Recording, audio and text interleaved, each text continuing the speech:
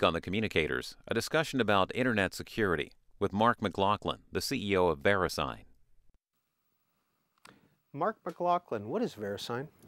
Verisign is one of the leading internet infrastructure providers. We've been around for about 15 years. Our primary business is running the registry for .com and .net and providing availability and reliability services for enterprises. Who are your competitors?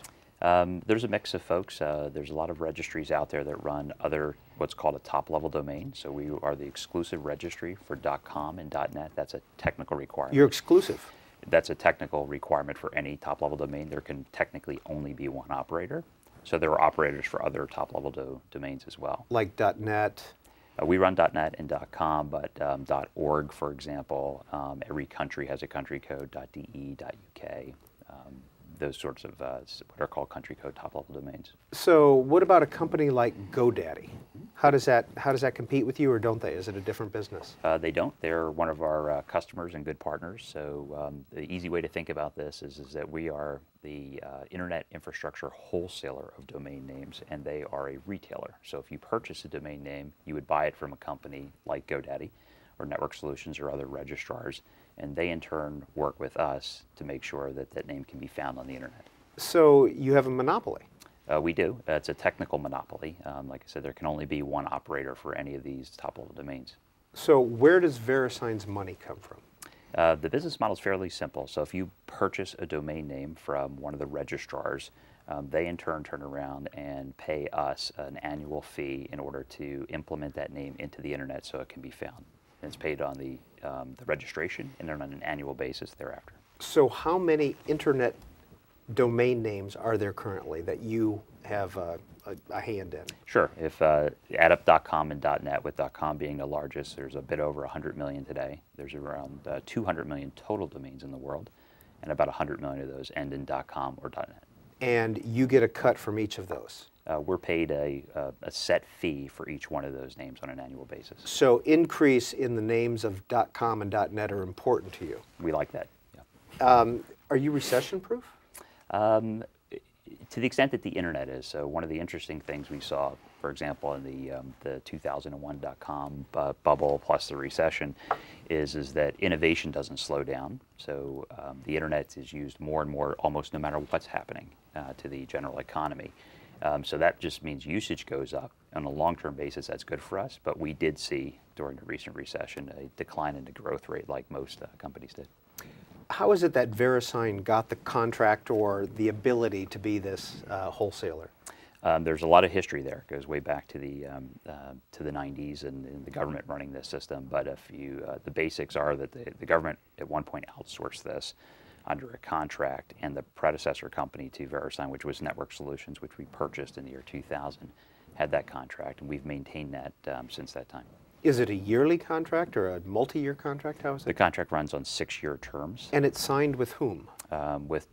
There's two parties, a little complicated, but the main party for the operating agreement is an entity called ICANN, which you may be familiar with, and they have the ability to grant the operating contracts for running top-level domains, and then separately with the U.S. Department of Commerce. And you're publicly traded? We are. And has the stock been increasing? It has. We've had our ups and downs, like a lot of technology companies over the years. We're one of the high flyers in the early 2000s and suffered along with the bust of .com and the internet bubble, and recovered nicely since that time, mostly because of the service we provide is, like I said, a very core piece of the internet, and as the internet grows and e-commerce grows, we're beneficiaries of that on a long-term basis. Where are you based? In Northern Virginia, out in Sterling. Where was the company started? The company started about 15 years ago out in Silicon Valley in Mountain View. It was primarily a security company at that point, providing SSL certificates. It has grown in a lot of different ways over those years into different services and opportunities. But today, primarily, like I said, we run .com and .net and these availability services. And you moved out to the East Coast, why? Well, the company and then myself specifically, from a company standpoint, we recently sold the security business, which was the beginning of the company was around security. We recently sold that business to Symantec, and the portion of the company that has been running .com and .net has always been based in Northern Virginia. So with that portion of the company gone, we re-headquartered recently back out into Sterling.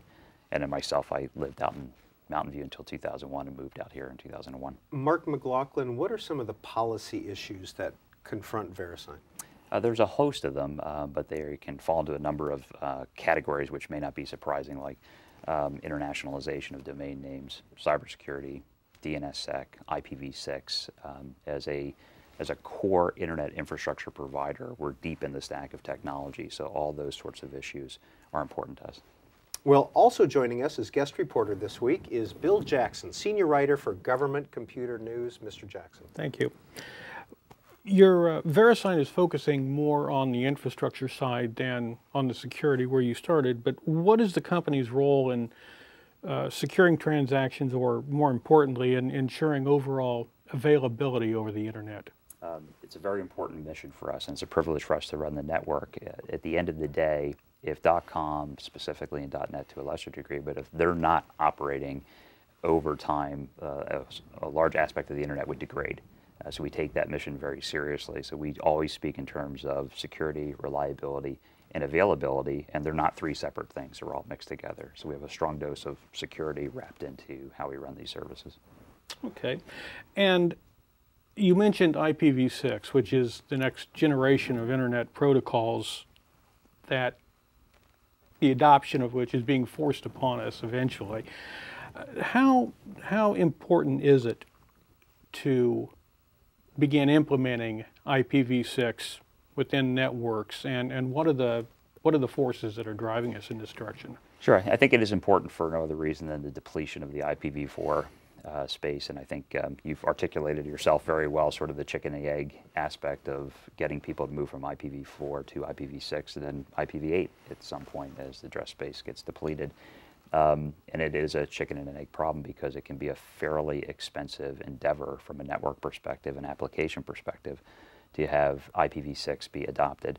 So I think recent things like the government mandating IPv6 in certain cases are the stimulus and the impetus that we need in order to get folks to do it, because application providers say, I won't run IPv6 because no network will accept it, and networks say, why should I do that? No applications run IPv6. So somebody has to step up and make the case before the addressing space is depleted. Hey, could you briefly explain, before we go any farther, what IPv4 and IPv6 and IPv8 are? Sure. They're internet addressing spaces, so any endpoint, think of a device, for example, a phone or a computer or printer, is assigned an address, a unique address, an IP address, so that it can be found on the network.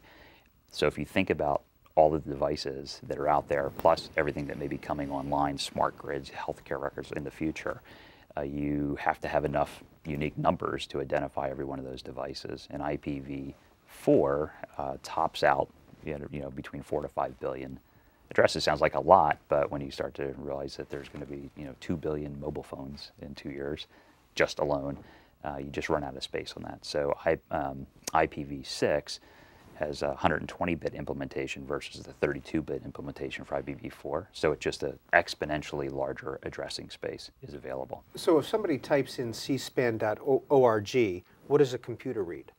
What the computer's trying to do is trying to marry those very simple words that you can understand to a number, 192.75. So they're trying to match those two things, because that number then identifies the server where the information about C-SPAN can be found. And that's actually what we do, by the way. We translate those words to those numbers as a directory and then tell the requesting computer, you should go here and find this server, and that's where you can find your information. And switching to IPv6 adds more numbers that the computer is going to have to look up? Just one example where you said, in your scenario there, the server that was identified by that number is just one endpoint. So as more and more devices become computers, mobile phones become computers, your meter at your house to read your grid, for example, for energy purposes, becomes a computer. They all have to have unique numbers in order to be identified on the network. How important is it to people, end users out in the real world, the IPv4 depletion? we're starting to get a lot of attention being paid to the fact that we have 12, maybe 18 months before the addresses are gone. Does that mean anything to us? And is anything going to stop working once the address are no longer available for new?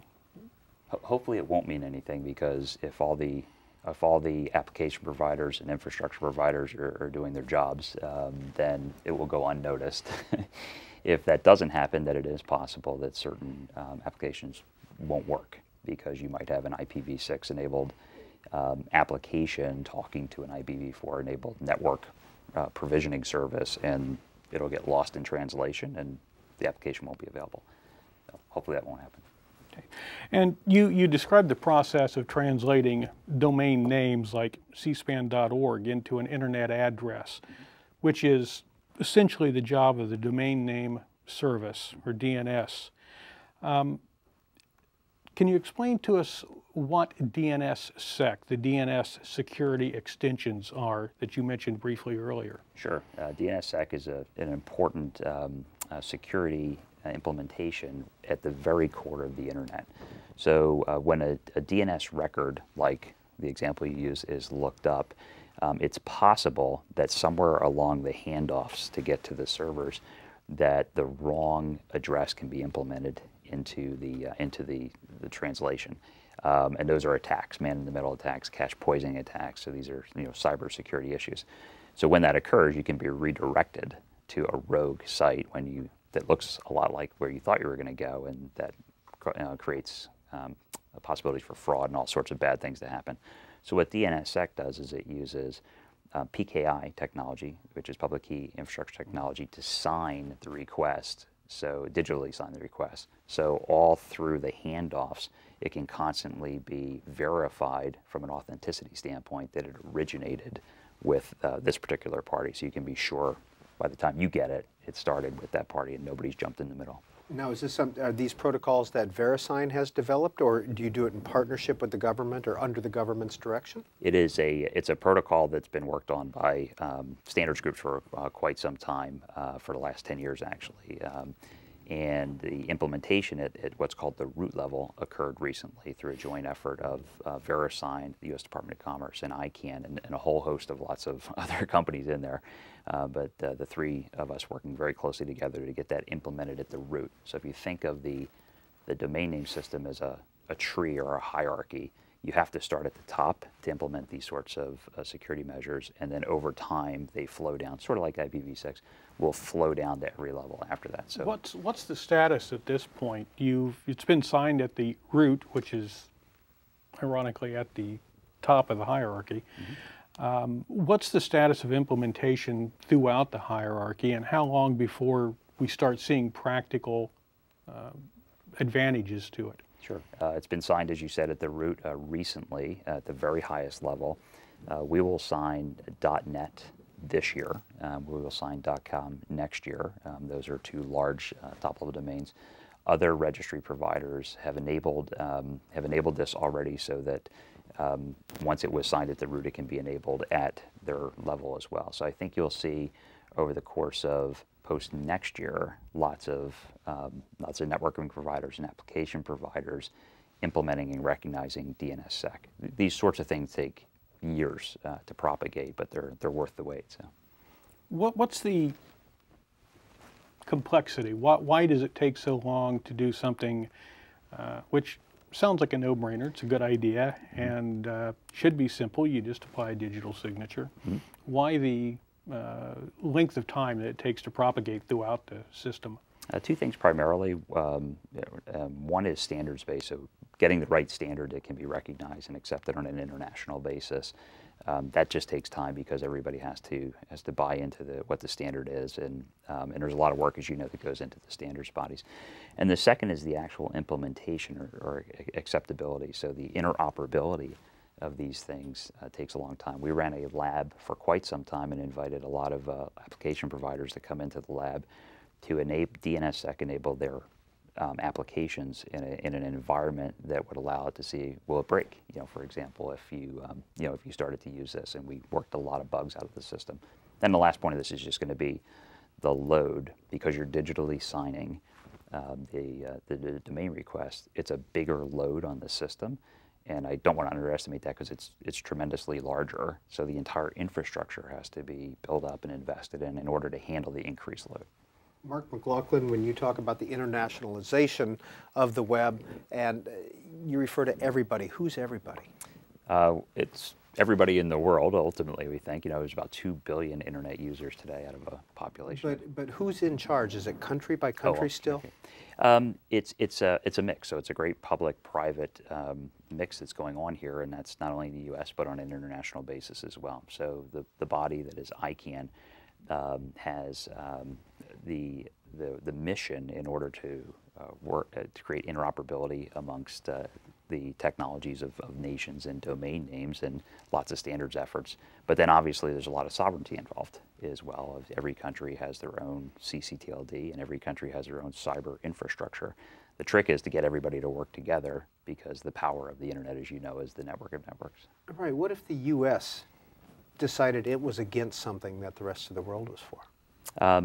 Hopefully that would never happen or happen from another country doing that. But if that's a bad scenario, because as soon as you break down the interoperability of the internet, the utility declines dramatically, and that would be a bad result. What would happen if Verisign disagreed with the U.S. government policy? I don't think that would happen. Bill Jackson. Given the fantastic growth of the internet and the fact that it's playing such an important role underlying so much of the economy now, is it secure enough for the role that we've given it? Well, there's been a lot of attention to this, rightfully so, that the internet has become so ubiquitous as far as applications riding on top of it. It's very convenient to do that, that the underlying infrastructure itself and the security of that is questionable. And there's been a lot of attention that's rightfully been put on this to say it's underlying the communications grid, it's on the national security grid, perhaps the utility grid.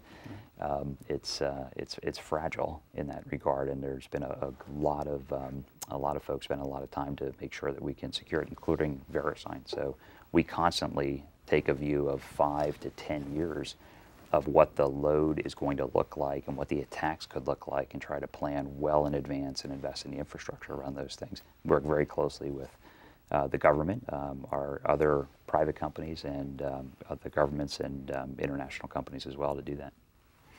And one of the touted advantages of IPv6 when we move to these new protocols is that it does have some extra security built into it. But at the same time, shifting from one protocol to another, or enabling both of them on a network at the same time, has got to add some confusion or some possible vulnerabilities to the system. What are the implications of security implications of moving to IPv6? I think that primarily what you stated, which is the implementation and interoperability.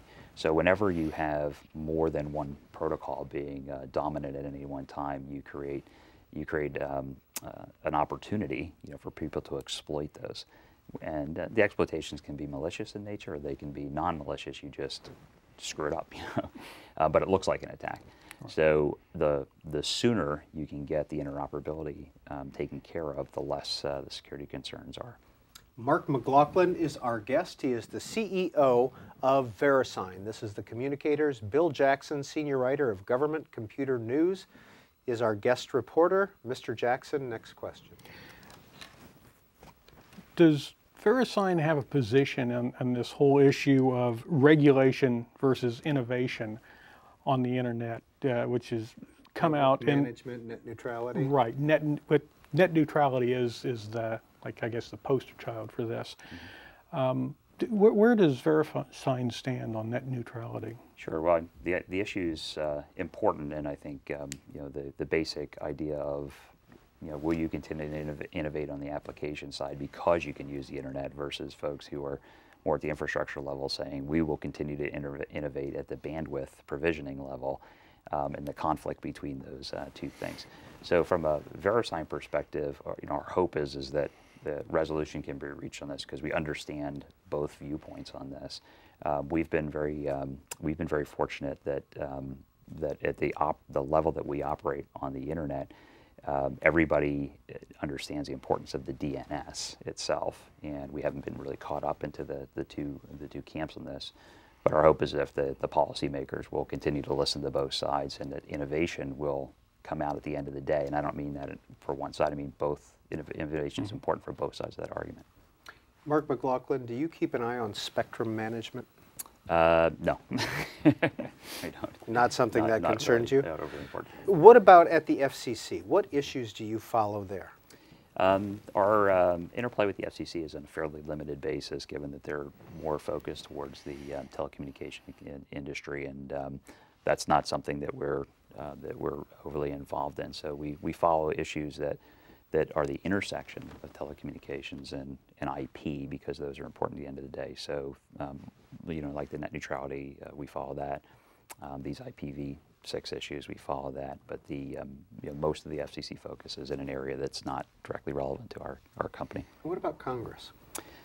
It depends. And different committees in Congress have different levels of oversight and authority on things that matter to the internet, not just for Verisign at the end of the day. So we tend to pay attention to those. We think that Congress, I think, has done on balance over a long time, a very good job of managing this private-public partnership that has created the internet, and from a regulatory standpoint. You mentioned that Verisign works closely with the government on security issues and trying to project what kind of needs you're going to have in the future.